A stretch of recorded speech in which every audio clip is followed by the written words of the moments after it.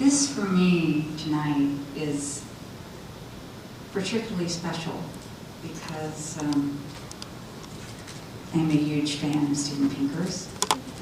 I'm an evolutionary psychologist, and his work has had a huge effect on me. And I have a minion here getting the video ready from Richard, because Richard Dawkins is also a huge fan of Steven's. Steven also is married to my twin sister, Rebecca Goldstein. We were somehow separated at birth, but it is always happens. We have gone to conferences together so many times over the past decade, and people always mistake me for Rebecca, and they tell me how great my talk was, and I say, no, I think you're talking to the wrong person. And I actually, the last time she was at a talk where I was, someone actually argued with me that I was not Rebecca. And I finally said, well, I am her twin sister. And they go, oh, that explains it. So, okay. She is much more beautiful and far more intelligent and talented than I am, so I find it always a great compliment. Now, you probably don't remember because I was just an undergraduate. I started late in life, and in the year 2000 at Amherst, there was an HBES conference, and it was also a memorial for Bill Hamilton. Now, some of you may not know the name, but Bill Hamilton perhaps is one of the greatest scientists in terms of evolutionary biology that we ever experienced, and his loss, very young, was tremendous. And this was my first, what was called an HBES conference, Human Behavioral Evolutionary Society conference, Amherst, not very far from here. And it was like being kind of, for me, being a nerd, in a star-studded event.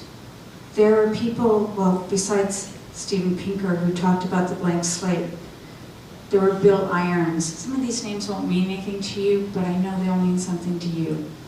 Bill Irons, Napoleon Chagnon, Laura Betzig, Richard Wright, Randy Thornhill, Robert Trivers, one of the greatest people who have been in evolutionary biology. All biology is evolutionary, by the way, but sometimes we have to say that. Rob Kurtzman, Sarah Hrdy, George Williams, Paul Sherman, Nita Cosmides, John Tooby, Randy Thornhill, David Buss, Steve Gangstead, Owen Jones, Andy Thompson, Herbert Gintis, Ulrike Seierstahle, Irvin DeVore, and it was at this conference that I met Richard Dawkins. For me, it was, I kept telling myself, remember this. Remember every moment of this conference, because these are people who will never be gathered together again in such a format. And it was a small conference with these brilliant scientists. And here I was, an undergraduate, and I got to talk to them. I was doing a study about how sociobiology, evolutionary psychology was accepted into the social scientists, into the social sciences. That study was actually published. But I talked to all these amazing people, and I remember being absolutely stunned that they would talk to me. Here I was, nobody, and they talked to me about their views. It was, for me, one of the most amazing experiences in my life, and you were part of that. And I know you probably don't, I don't expect you to remember that, but for me, it will be a memory that lasts forever. And so, with that, I know that Richard Dawkins, he's sorry he couldn't be here. He will be here in a few weeks. And your lovely wife, my twin sister, will be interviewing him in New York. And I know that you will be there with your, and it will be a great evening. And those of you who are anywhere near New York, like within the next 1,000 miles, that's an evening you don't want to miss. So I think we're ready for Richard's video. his tribute to you, and he wishes he could be here. Thank you so much.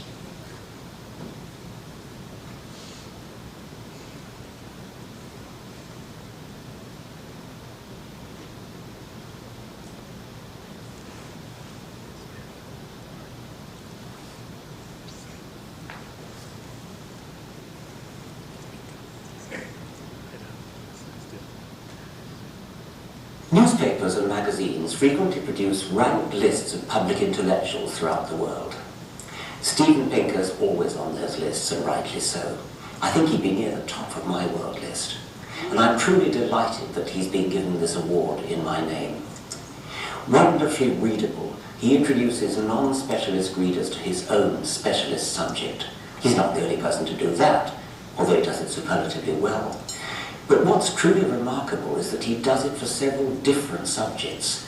And unlike, say, a typical science journalist, he's a genuine world-class expert in all the subjects he writes about. His scholarship is as deep as his writing style is gripping.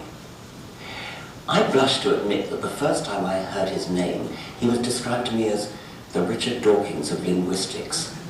Well, I read The Language Instinct then and was extremely gratified and flattered by the comparison. I'd love to be called the Steven Pinker of anything.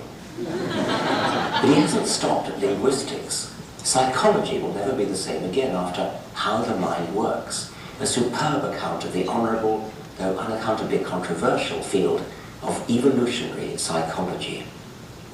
Every page of this magnificent book gives the mind something to work on. Steve doesn't just inform the reader, he stimulates the reader to have stimulating thoughts of their own. Steve is courageous, he doesn't hang back from controversy, and he's made himself unpopular in circles that should know better. The blank slate burst into a culture where many social scientists had an attitude to genes that we could satirize like this. I suppose we reluctantly have to admit that genes exist, but we deeply suspect them of being nasty fascist things, and I wish they'd all just go away. The blank slate takes a mercilessly critical look at the whole question of nativism versus environmentalism. Amazingly, for such a much rehearsed subject, it's a thoroughly entertaining book, and it takes a Pinker to achieve that feat. In Words and Rules, Steve returned to language and uses the clever technique of zeroing in on a detail, regular and irregular verbs, and zooming out to illuminate, well, how the mind works. After achieving so much, you might have expected him to rest on his very considerable laurels. And actually, a laurel wreath would look quite becoming on that famous coiffure. But resting on his laurels was exactly what Steve didn't do. He produced what could only be described as a magnum opus, and he did it by moving into yet another completely new field, history. The Better Angels of Our Nature is a magisterial work of history, but it's unmistakably the work of a scientist too. A scientist and a historian at the height of his powers. We in our movement have to counter a number of silly arguments, and one of the commonest and silliest is this. Without religion, you have no moral compass. Only religion can tell you what's right or wrong. Without religion, anything goes. But we are all, whether religious or not, children of our present, and our moral compass is of the present. At the beginning of the 21st century, the centre of moral gravity accepts all kinds of things which would have been way ahead of the most progressive avant-garde a couple of centuries ago. Even T.H. Huxley, Abraham Lincoln, in the vanguard of progressive thought for their time, would be judged racist and probably sexist by the standards of today. Today we are less sexist than even quite recently. Women didn't get the vote in the USA until 1920, and Britain's much the same. We're less violent, more concerned for the welfare of civilians in warfare. Even Donald Rumsfeld sounds like a bleeding heart liberal compared to Winston Churchill or Bomber Harris in the Second World War. These advances, which label us moralists of the 21st century, clearly owe nothing to scripture or to religion in any way. To the extent that progressive verses can be found in religious scriptures, you have to hunt for them amid a multitude of other verses, which would be considered vile by the standards of today. We've probably all noticed the shifting moral zeitgeist in one way or another, but Steven Pinker has documented it with massive scholarship, going back to early prehistory. The Better Angels of Our Nature is a book for the ages, and it will, I'm confident, last through the ages. It's not just a scholarly tour de force, it's a document of hope and optimism. Hope and optimism are much needed today, and that very fact should make us suspicious of anyone who steps up to offer them. But our suspicion is effortlessly brushed away by the sheer weight of scholarship in this book. And if weight of scholarship suggests heavy going, that's exactly wrong. The book is light and easy reading, good company, witty and amusing like its author. He's one of those intellectuals who not only enlightens but raises the game of anyone he's talking to, increasing the chance that they will add enlightenment too. I have long felt that it's high time the Nobel Prize for Literature went to a scientist, rather than always going to a novelist or occasionally a philosopher or historian. But when I'm challenged to name a particular scientist who deserves the honour, I'm brought up short. The Better Angels of Our Nature is only Steven Pinker's magnum opus so far. Already, I think his corpus of books makes a solid case that a scientist should win the Literature Prize. I am humbled and honoured that the Atheist Alliance has chosen so illustrious a scholar as Steven Pinker, a personal hero, for the award in my name.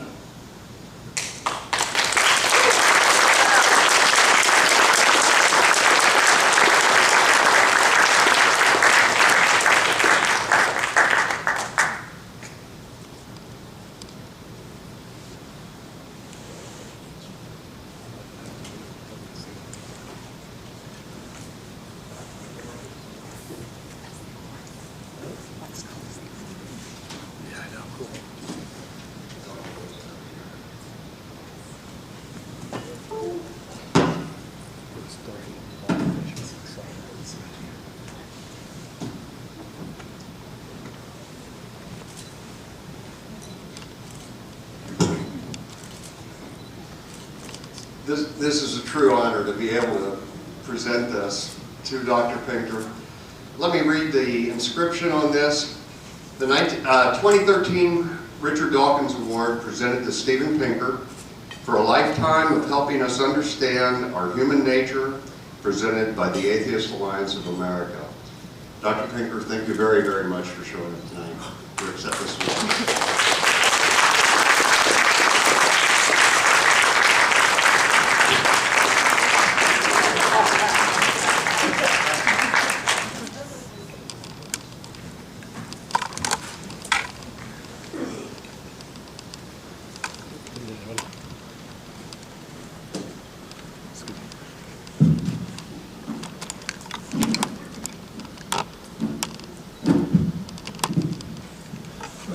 It's going to take me a couple of minutes to regain my composure after that extraordinarily moving tribute by one of my heroes, Richard Dawkins.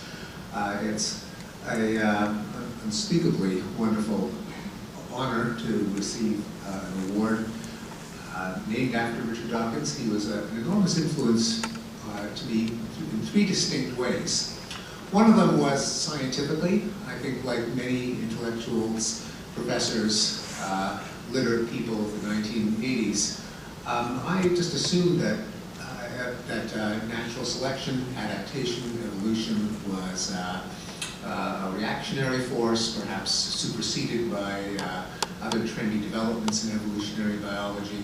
And I was reading Richard's The Selfish Gene and The Blind Watchmaker and the Extended Phenotype in quick succession. I pretty much inhaled them. They were so intoxicating that I realized what a powerful idea the theory of natural selection was, how perennial it was, how the various challenges were more journalistic conceits than true scientific refutations. And no exaggeration to say that my view of my own subject matter of language and cognition and human nature were upended after having read Richard's books and articles. A second was just the sheer delight that I took in his language, both as a person who studies language, as a person who later, largely through Richard's inspiration, tried to convey the excitement of my subject matter in effective language. And a preview of my next book is that it will be a writing style manual. And I begin with the insight that most good writers don't become good writers by writing style manuals, but by reading good writers before them and reverse engineering what makes their writing work. I start off with a number of writing samples of brilliant writers that influenced me, whose work I think stands as a paradigm of how the resources of language can be used to move, to explain, to inspire, and it's a passage from Richard that begins the book.